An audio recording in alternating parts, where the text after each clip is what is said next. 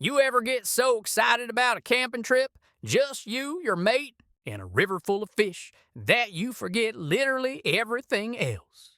I'm telling you, I've had my fair share of camping misfires, but this one takes the tin of baked beans. Now I remember it like it was yesterday. I was sitting right here in this same old fold-out camp chair, holding a lukewarm cup of instant coffee and grinning ear to ear. The kids were off at their aunt's place. The wife had a weekend of peace and quiet lined up, and me, I had 3 full days of riverbank serenity planned with my best mate, Billy. It was gonna be perfect. Just 2 blokes, a couple of fishing rods, in the open bush. No deadlines, no chores, no kids yelling for snacks every 10 minutes. Just that quiet lull of water lapping at the rocks and the occasional zing of a line cast out. Now look, I'm not saying I'm the most organized fella in the world, but when it comes to fishing, I take it serious. I had my rods, plural, my tackle box packed tighter than a sardine can. Lures for every kind of fish from trout to something that probably hasn't even been discovered yet. Extra spools of line, backup reels, hooks sorted by size and shine, and more bobbers than a bait shop. I was triple checking it all the night before we left. Sat on the garage floor like a kid on Christmas Eve. Retying knots, polishing spinners, counting out swivels like I was doing some sacred ritual. Somewhere behind me, my wife was pacing around with a laundry basket, muttering things like, "Did you pack the tent? What about socks? Chris, food? Don't forget your asthma pump." I nodded a lot, threw out the occasional I wasn't really listening. I mean, we were going to catch our dinner, weren't we? Plus, Billy was bringing most of the stuff anyway. He lives for camping. He's the kind of bloke that owns 3 camp stoves and a collapsible sink. You know what I mean? Anyway, just before bedtime, I tossed a few things into my duffel bag, a pair of socks, maybe 2, a shirt or 2, can't really recall, and what I thought was our 2-man tent, stuffed in a pink bag that had definitely seen better days. I remember thinking strange, thought our tent bag was navy blue, but didn't give it much more than a shrug. Looked like a tent bag, weighed like a tent bag. Close enough. Then I grabbed a couple tins of baked beans, some bread rolls that were past their best before, a jar of peanut butter with 1 good scoop left in it, and a spoon. I mean, we're gonna be fishing and grilling fresh catch, right? I wasn't planning on hosting a dinner party. Next morning, I'm out in the driveway, throwing everything into the back of the car like some kind of last-minute scavenger hunt winner. I got my cooler in there with some ice packs that were already starting to melt. 2 folding chairs, 1 slightly busted but usable if you sat just right, and that mysterious pink tent bag. My rods were laid out neat, resting like sacred relics on top of everything else. That's when Billy pulls up. Now let me tell you something about Billy. The man camps like he's heading off to survive the apocalypse. He rolls up in his black and silver pickup truck, trailer in tow, and every inch of that thing was packed with purpose. You could smell the Coleman propane tanks from where I stood. Tents, yes, plural, tables, chairs with cup holders and side trays, a cooler the size of a coffin. I reckon if he unpacked it all in a line, you'd think a small army was about to settle in. I waved as he climbed out, shades on, hat tilted like a proper outdoorsman. "Morning, man. You ready to pull some monsters out of that river?" "You bet your last hook I am," I grinned back. "Got your gear all set?" "Oh yeah," I patted the back of my car, packed to the brim. He nodded, gave my load a once-over, and raised an eyebrow at the pink bag. "That your tent?" "Uh-huh. Looks kinda small, don't it?" "Now, just pack tight," I said, throwing in a confident smirk I had no right to be wearing. He smirked back, slapping the side of his truck. "Well, if you say so, let's hit the road. I've got fish to catch and a cooler full of cold. One's calling my name." So off we went. 2 men chasing the call of the river, windows down.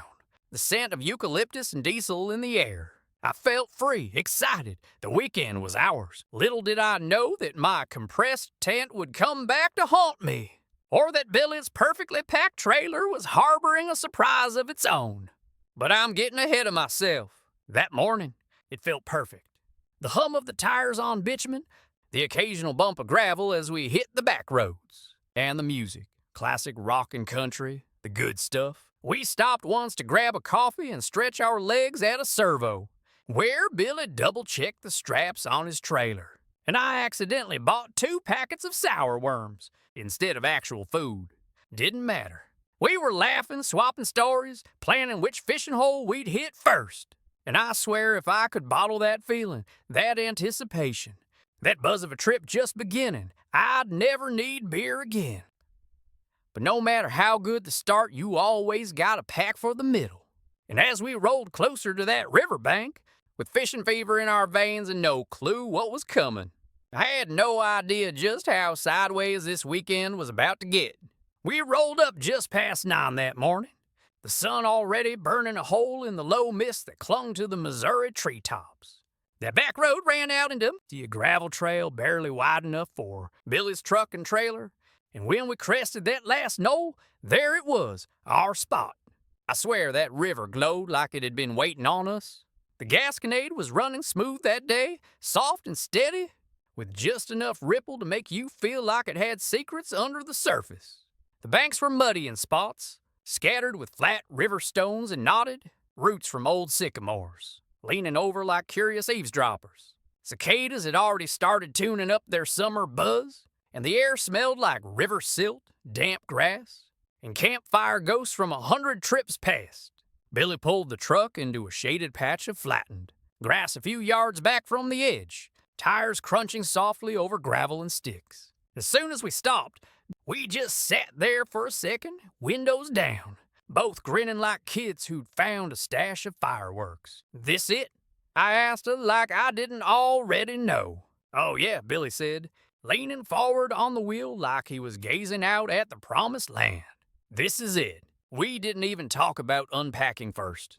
The second our feet hit the ground, we popped open the tailgates and went straight for our rods. I pulled mine out like a knight drawing a sword, checking my real tension like I was prepping for battle. Billy already had his rod rigged up and slung over his shoulder, while he grabbed his tackle, boxed like it was a lunch pail. No words, no real planning, just instinct. We were 2 grown men, temporarily freed from responsibility, headed toward water like salmon returning to the wild. Rods in hand, hooks glinting, we made for the river. The grass was cool beneath our boots, still wet from the morning dew. A breeze whispered through the treetops, just enough to nudge the humidity off your skin. Birds called in the distance, and somewhere upstream, I could hear the faint glug-glug of the current pushing around a bend. We found a good spot about 20 feet downstream from the truck. There was a natural clearing in the brush, where the rocks smoothed out into a little flat ledge right above the water. It had just enough space for 2 chairs and a cooler, prime real estate. We baited our lines, cast out, and settled in. First cast, I felt that thump of the sinker hitting the bottom. Then nothing but that peaceful tension of a line in the water, in time slowing to a crawl. Billy cracked a soda, handed me one, and leaned back in his folding chair like he was melting into the earth. "Now this," he said, "is living." I didn't respond, just nodded and took a sip. The river did most of the talking. 10 minutes went by, then 20, then an hour. We didn't care. We'd barely spoken 10 words, and it was perfect. The kind of quiet only best friends can sit in without feeling awkward. The lines danced gently in the water, the sun got higher, and all the stress of life back home started to peel off us like old paint. Eventually I leaned forward and said, "Should we set up camp or just sleep in the river tonight?" Billy glanced at his watch, then grinned. "Now we got time. Let me just make a few more casts." Spoiler, we made a lot more casts. By the time we started unpacking, it was nearly 3 in the afternoon. The heat was rising heavy now, baking the truck roof and making the coolers sweat. I wandered back to my car and popped the hatch, staring into the chaos like a man checking the fridge for the 5th time, hoping food had magically appeared. I grabbed the pink tent bag and dropped it on the grass with a sigh. I wasn't exactly in a rush to deal with it, not with the river still whispering to us like it had more fish to offer. But reality was setting in. The sun was inching down the sky, and we were going to need shelter and something to eat. I cracked open my cooler. Water sloshed around inside, warm, mostly melted. I fished out 2 bottles of water, a can of root beer, and stared at the rest. A Ziploc bag with 3 hamburger rolls squished flat. On said tin of baked beans, half a jar of peanut butter, no lid. 1 spoon. Not a fork, not a knife, just the spoon. Well, that's underwhelming, I muttered. With that, I finally unzipped the pink tent bag and immediately felt my stomach drop. Inside was not the familiar dark green nylon of our 2-man tent. No poles, no stakes, no rainfly. What I pulled out was, well, it was tiny, bright purple, decorated with sparkly butterflies and cartoon princesses. My daughter's play tent, it unfolded in a single motion like a party popper of shame. No kidding, the thing was barely tall enough for my knees. I just stood there holding the nylon blob, staring at it while Billy slowly turned around. He blinked. Then he laughed, loud, hands on his knees, doubled over, tears welling up in the corners of his eyes. That's your tent? Shut up. You brought your daughter's tent? Shut up, Billy. Oh, man, I haven't seen anything that small since, dude. My dog had a bigger shelter than that. I tried to act cool, shrugged like I meant to do it. I just didn't want to carry too much. Chris, he said, wiping his eyes, that thing's gonna fold up and fly off the first time a breeze rolls through. You got food at least? I kicked my duffel. I brought beans. Anything else? A spoon. He lost it again, nearly dropped his water bottle from laughing. What are we gonna do? Split 1 can of beans with a spoon and sleep in a pink fairy fort? I looked at the tent. I mean, if we sit really close and don't breathe too hard, we could probably fit half a person. Billy shook his head, still grinning, and walked back toward his trailer. Lucky for you, I packed like I was headed for a month in the Yukon. I've got food, beer, and 2 tents in there. We'll set up the big one. You just owe me breakfast. He reached for the trailer latch, gave it a tug, and nothing happened. He pulled again. The lock held tight. Then slowly, like a man realizing the horror 1 piece at a time, he started patting his pockets. Front, back, jacket, backpack. He paused. No. He spun back toward the truck, popped the passenger door, checked the glove box. Center console, under the seat, came up empty. I just stood there, spoon in hand, watching it all unfold. Billy straightened up slowly and stared at the locked trailer. Chris, yeah? You ever forget something important? Lately or in life? Like the keys to the trailer. I blinked. You're messing with me. I wish I was. He kicked a pebble across the dirt, hands on his hips, shoulders slumped. I took it off my keyring last week when I loaned the trailer to my brother. Meant to put it back. Thought I did, but nope. I looked down at the sparkly purple tent, then at Billy. So to recap, I have a child-sized tent, no actual food, and 1 spoon. You have everything we need for a comfortable weekend locked behind a padlock. That about sums it up. We stood in silence. Cicadas buzzed. A crow called in the distance, probably laughing at us. A light breeze pushed the pink tent bag. Another few inches across the grass like it. Didn't want to be part of this disaster either. Can we cut the lock? I asked. With what? Optimism? Unless your spoon's made of tungsten, we're out of luck. I sat down on a warm rock and ran both hands down my face. Well, Billy, I said, I think we may have just peaked. What, you mean this isn't how pro anglers live? Maybe the pro clowns. He sat beside me, and we both stared out at the water like we'd just buried our pride in the riverbed. Our rods were still in place. The lines barely moved. At least we got fishing, he muttered, until the mosquitoes carry us off tonight. Or we both try to sleep in your daughter's magic sparkle cave. I'm sleeping in the car. You better be. We laughed again. Not because anything was funny anymore, but because what else could you do? So there we were.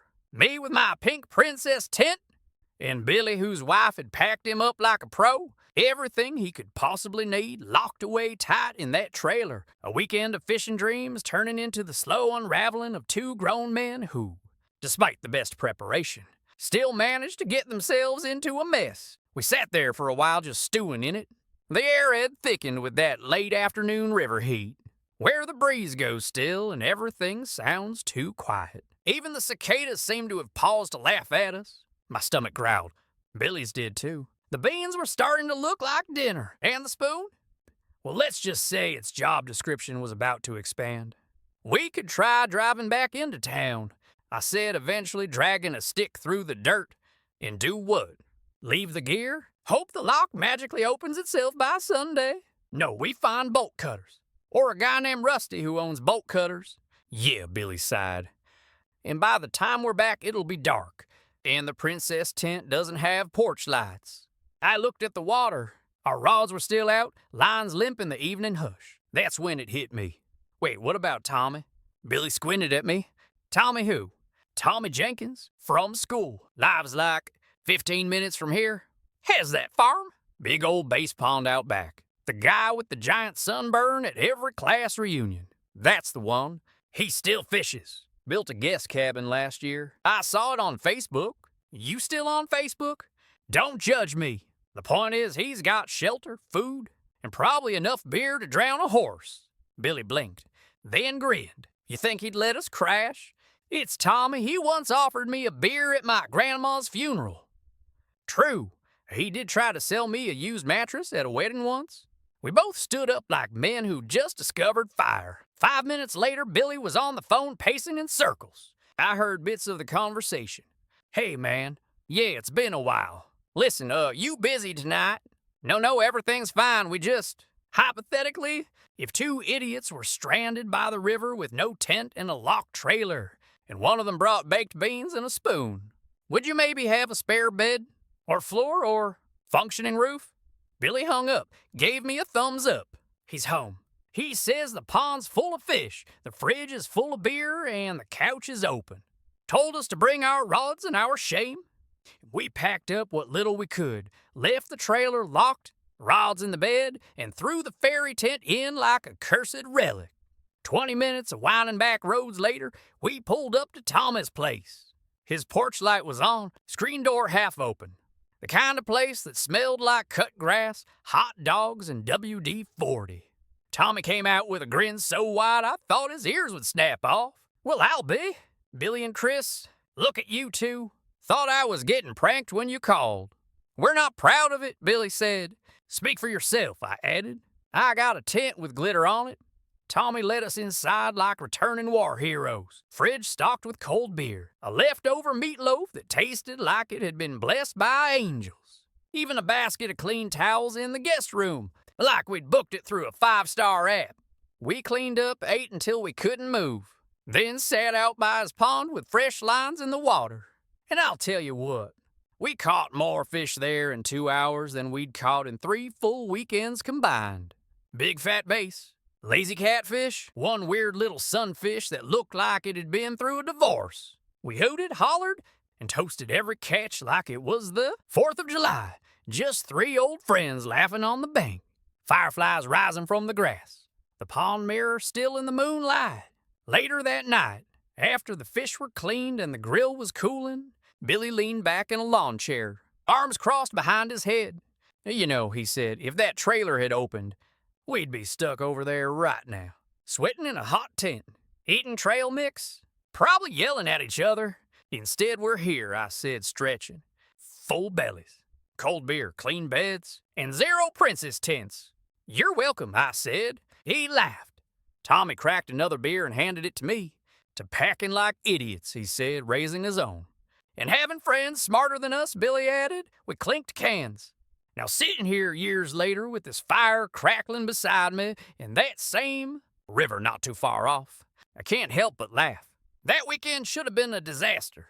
Maybe it was, but it turned into one of the best ones we ever had. Not because we caught the biggest fish or camped under the stars, but because when everything fell apart, we still found a way to laugh. And we had someone to call when we needed help. And next time, well, let's just say I let my wife pack now. Tent, food, clean socks, the works. What would we even do without women in our lives? I asked the flames with a smirk. Billy from his camp chair raises a finger without looking up. Sleep in a glitter tent and eat beans with a spoon, that's what.